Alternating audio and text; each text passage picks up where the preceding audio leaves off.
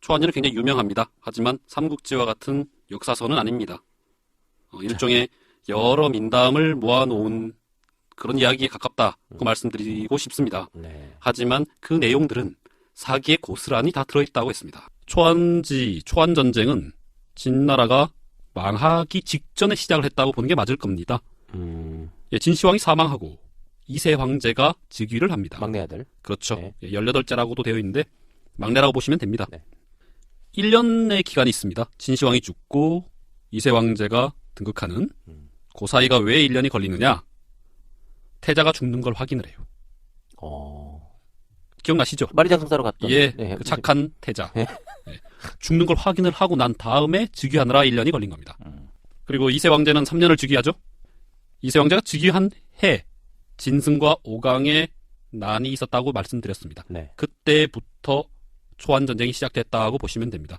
자, 제가 지금부터 여러분께서 너무나 잘 알고 계신 항우, 유방, 한신, 장량 이런 사람들의 이야기를 초안전쟁을 전체적으로 좀 얼개를 좀 짜드리겠습니다. 되게 간단합니다. 왜냐? BC 209년에 시작했다 하더라도 한 7년 정도밖에 안 돼요. 초안전쟁이요? 예? 짧네. 예, 그 다음에 실질적으로 1대1 구도가 벌어지고 난 다음부터는 4년밖에 안 걸립니다. 처음에 진승 5강의 난으로 진나라에 대한 반란이 불이 붙어요. 이 진승의 5강의 난이 일어난 지 석 달쯤 지나서 드디어 항우가 일어납니다. 항우가 일어날 때 유방이 같이 일어납니다. 물론 다른 동네에서 일어납니다. 항우는 자기가 직접 일어나는 게 아니라 자기 숙부가 있었어요. 항량이라고 초나라의 마지막 명장 항연의 아들입니다. 그 항량이 일어날 때 항우가 같이 일어납니다. 항우의 이름은 우가 아닙니다. 그래요? 그럼 요건 또 나중에 따로 돌아와서 설명을 할 텐데 적입니다. 항적입니다. 항적. 예, 우는 자입니다. 그 외에 수많은 나라들, 제나라, 위나라, 연나라 막 섭니다. 왜? 반란을 일으키면서 자기가 예전에 그 왕족의 후예야. 왕족의 좀 치에 살짝 걸려있어. 일어나면서 이름을 붙인 거예요. 항량, 항우가 제일 승승장구를 하고 그리고 진승의 부하가 함양 근처까지 쳐들어갑니다. 함양이 어딥니까? 진나라 수도. 그런데 진나라의 마지막 명장이 있었다고 말씀드렸죠. 네. 장한이라는 장군이 있었습니다. 네. 이 장군이 진시황릉의 공사에 끌려와 있던 죄수. 말이 죄수지. 좀만 더 생각을 해보면 그냥 평민이 끌려와서 죄목으로 뒤집어 씌워지고 그렇게 됐을 가능성이 높습니다. 그 사람들 곡괭이들 모아가지고 나가잖아요. 예, 그렇게 됐을 가능성이 높습니다. 네, 예, 그렇죠. 그 수가 20만이라고 했습니다. 네. 데리고 나가서 연전연승한다고 그랬죠. 네. 예. 장군이 명장이다 보니까 반란을 싹 쓸어버립니다. 제가 이 장군을 되게 좋아하는데 이 장군한테 별명을 하나 제가 붙였습니다. 어떤 별명이에요? 지우개. 지우개? 예. 다 지워버린다. 지워버립니다. 오. 싹싹싹. 참 시원하게 이깁니다. 오. 진승이 꺾이고 나면 지금 천하 전체를 통틀어서 최고의 반란 세력은 항량군입니다. 항우가 밑에 있는 항량군입니다. 항량이 연전연승을 하다 보니까 군대가 10만까지 늘어나요.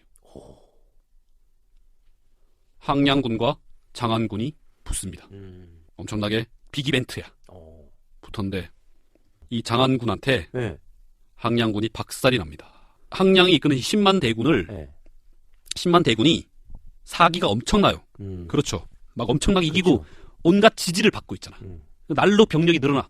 그런데 이 쓰러져가는 진나라에 사실 폐색이 짙잖아요. 그렇죠. 기가 꺾인 곳에 이게 군사입니다. 이 군대가. 그렇죠. 신이 안 나, 이 군대는. 그 다음에 원래 군인들도 아니었던 그런 병력 데리고.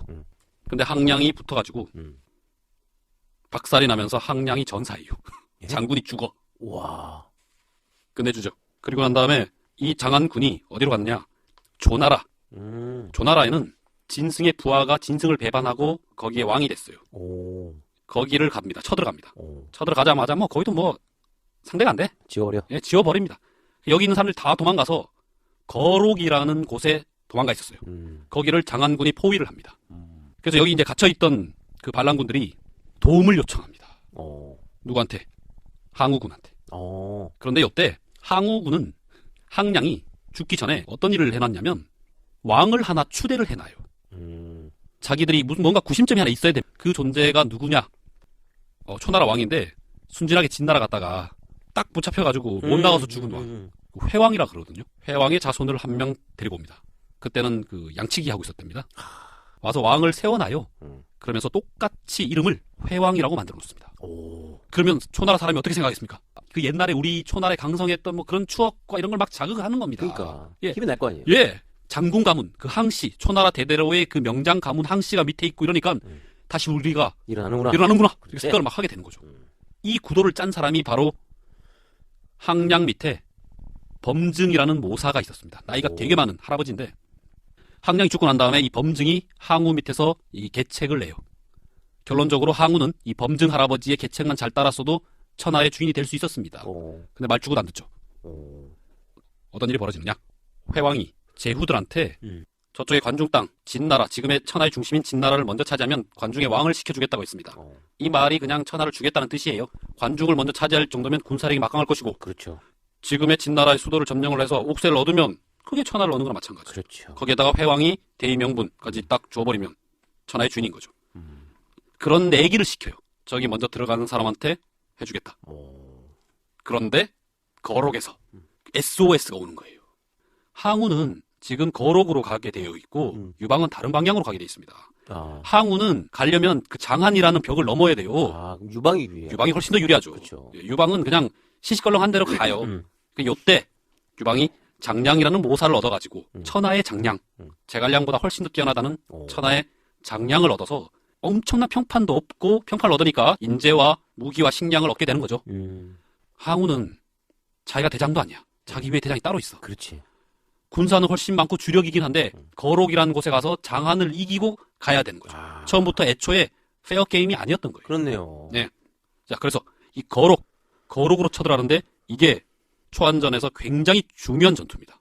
거록대전이라고 하는 이 전투가 있습니다. 뭐냐? 항우가 부장으로 가는데 그때 대장이 송의라는 장군입니다. 그런데 여기 보면 다른 역사에 보면 얘를 굉장히 나쁘게 그려놨어요.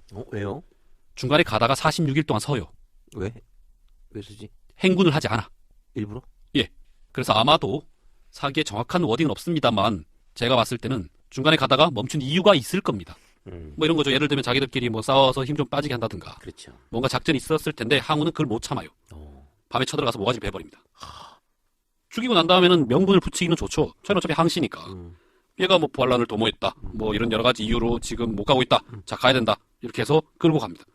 순식간에 거록이라는 곳에 당도를 해서 장한군과 싸웁니다. 하지만 이때 장한이 없었어요. 거록을 포위하고 있는 진나라 군을 치기 위해서 항우가 자기 부하들을 보냅니다. 보냈는데 져요. 그러니까 이기지 못하는 거죠. 그래서 항우가 직접 나서는데 싸움은 정말 타고난 애예요. 원래 그 집안이 그렇잖아요, 항씨. 예, 그렇기도 한데 이 항우는 그 항씨의 그 작전적인 머리보다 실제로 뛰어가서 그냥 지가 싸우는 거. 여포 같은 능력. 이야. 그러니까 이게 셌던 거예요. 그러니까 지 힘이 너무 셌던 거야. 머리가 나쁘지도 않습니다. 크게 나쁘지도 않는데 다만 오만한 거죠. 그때 굉장히 유명한 말이 나와요. 파부침주. 어떤 말이에요? 솥을 깨고 배를 가라앉힌다. 무슨 뜻이에요? 일종의 배수진 같은 겁니다. 그러니까 뒤로 이제 후퇴를 안 한다는 거예요. 솥 밥 안 지어 먹어. 이제 그냥 가서 나 죽겠다는 거야. 네. 그러니까 이기는 거 아니면 그냥 죽는다 거기서. 예. 가서는 9번을 공격을 해요. 그러니까 장한의 부하들도 만만치 않았던 거죠. 9번 공격 끝에 다 잡아 죽입니다. 와. 이긴 거예요. 그러니까 뭐냐면 천하의 장한군이 진 겁니다. 와. 그래서 그렇게 알려진 거지. 그렇죠. 네. 이때 천하가 항우를 다시 보기 시작한 거예요. 전국 1위로 올라선 겁니다. 항우다. 자, 장한은 이때 그 전장에 없었고 군량 조달을 하고 있었다 그랬죠. 딱 보니까 이쪽 반란군의 기세가 너무 센 거예요. 그래서 자기 부하를 보내가지고 진나라에 지원을 해달라 요청을 합니다. 그런데 거록에서 깨지고 난 다음에 보냈을 때는 조고가 얘를 절대 받아주지 않는 장면이 나와요. 그러니까 왕하고 만나지도 못하게 하고 조고가 오히려 뭐 농간해서 황제가 뭐 꾸짖고 뭐 이런 거 나와요. 장함이 이거 이겨봤자 뭐하노? 이런 생각이 드는 겁니다. 어떻게 하느냐? 항우한테 항복을 해버립니다. 장한이? 예. 이 거록대전이 BC 207년입니다. 항우는 뭐 랭킹 1위가 돼가지고 함양으로 향합니다. 이때는 이미 유방이 함양을 차지하고 있었을 때예요. 이세 황제가 죽고 자영이 왕이 돼서 조고를 죽여버린다 그랬죠. 겨우 조고를 처단을 합니다. 그리고 나서 봤더니 유방이 코앞에 쳐들어온 거예요. 그런데 유방이 굉장히 신망이 높아. 이 사람이 인기 관리가 최고예요. 오. 유방한테 옥새를 넘겨요. 때가 완전히 망하는 겁니다. 오. 그러고 난 다음에 어떤 사람이 와서 지금 잘 걸어 잠그고 함양으로 오는 길은 하나만 걸어 잠그면 됩니다. 함곡관. 진나라의 마지막 관문. 그 험하디 험한 그 산 사이에 딱 지어놓은 요새. 저걸 딱 맞고 안에서 힘을 기르면 항우도 이길 수 있다. 왕이 될 수 있다. 아니나 다를까 왔어요. 항우가. 항우가 왔는데 함곡관을 지키는 군사들이 열어주지 않은 거야.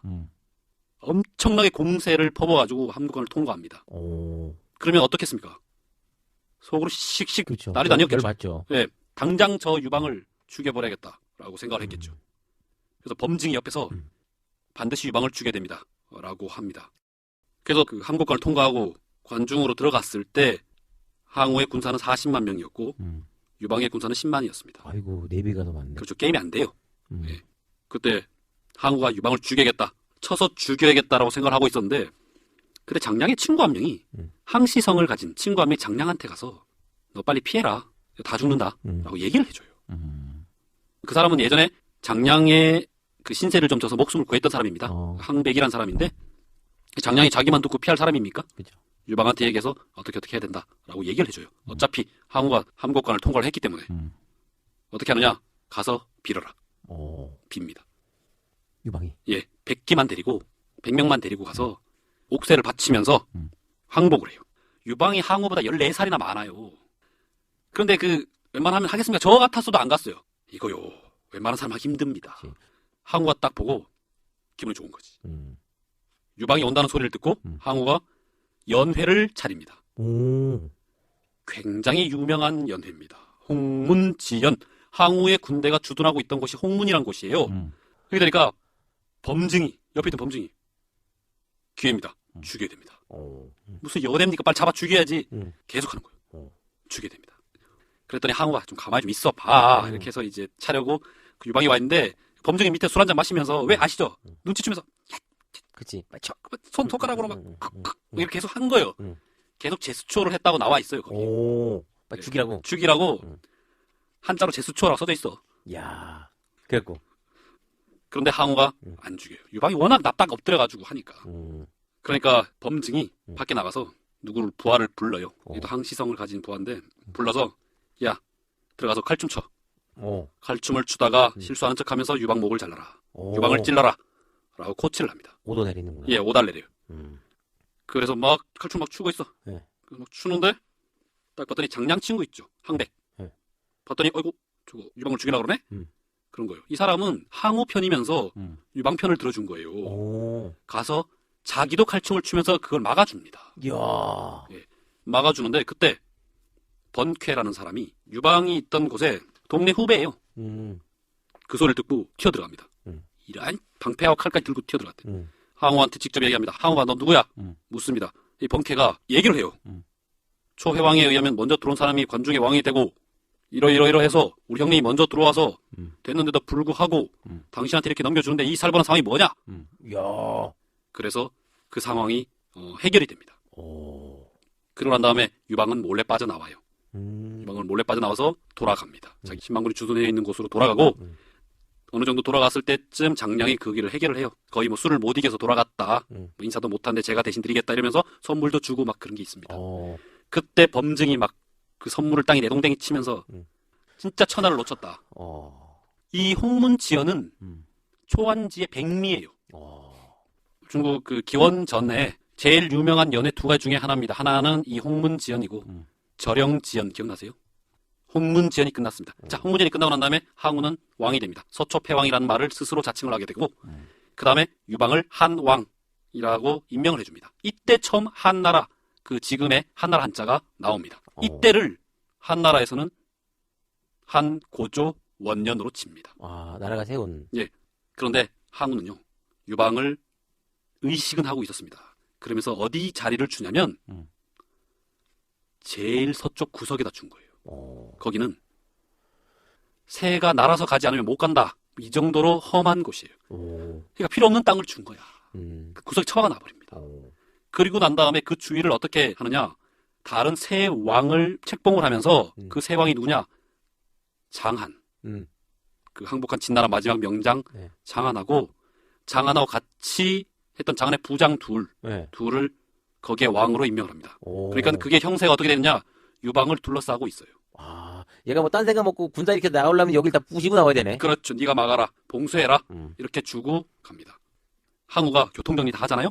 그때 뭘 하냐면 아방궁을 불태우고 오. 그 다음에 유방이 살려줬던 진나라의 마지막 황제, 마지막 왕 자영을 죽여버립니다. 와. 그리고 초회왕 있죠? 네. 항우 위에는 지금 형식적으로 회왕밖에 없습니다. 네. 항우가 제일 높은데 그 위에 하나 있는 게 회왕이에요. 회왕을 황제로 만들어줍니다. 의제라 그래서 그 왕보다 더 높은 제로 만들어줘요. 그리고 어디로 가라 라고 합니다. 그런데 자기 부하들 보내가지고 죽여버립니다. 기본적으로 항우가 바보가 집으로 가고 싶어해. 에? 자기 동네로 돌아가고 싶어해. 왜? 거기 살기 좋은데? 빨리 동네에 가서 자랑하고 싶은 거야. 금이 환영하고 싶은 거야. 자기가 안 살라고 하니까 거기서 분탕질 다 하는 겁니다. 보물 다 털지, 아방궁 불태워버리지, 자영 죽여버리지, 뭐 민심이고 시설이고 인프라고 다 필요 없는 거 다 박살을 내버리고 가는 겁니다. 자, 자기도 가고, 자, 유방은 어디? 저 파촉으로 보내놓고 그렇게 된 거죠. 그때 한 사람이 유방한테 귀순을 합니다. 천하 명장 한신이에요. 오. 그리고 난 다음에 항우에 대한 반란이 일어납니다. 여러 곳에서. 그때 유방이 옳다구나. 자기도 합니다. 그때 그 항우 파촉으로 들어가서 짧은 기간이에요. 기간이 1년 정도밖에 안 있었어요. 근데 그 주변에 장안하고 그 사람들이 있잖아요. 그렇죠. 그것을 제압을 하는 장면들이 나와요. 아, 동맹을 맺는 게 아니라 제압을 해? 네, 다 제압합니다. 장암과 나머지들은 유방한테 져서 다 자결해요. 그렇게 해서 다 모조리 딱 해서 그 예전에 진나라의 영역을 다 차지해요. 자, 항우가 봐서 급해.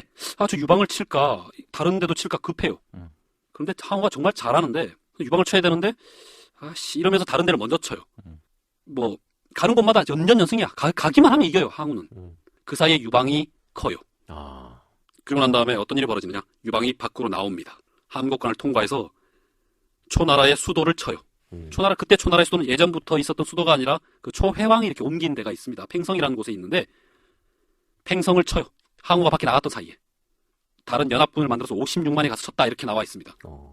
그때만 해도 또 유방이 또 기고만장이야. 와.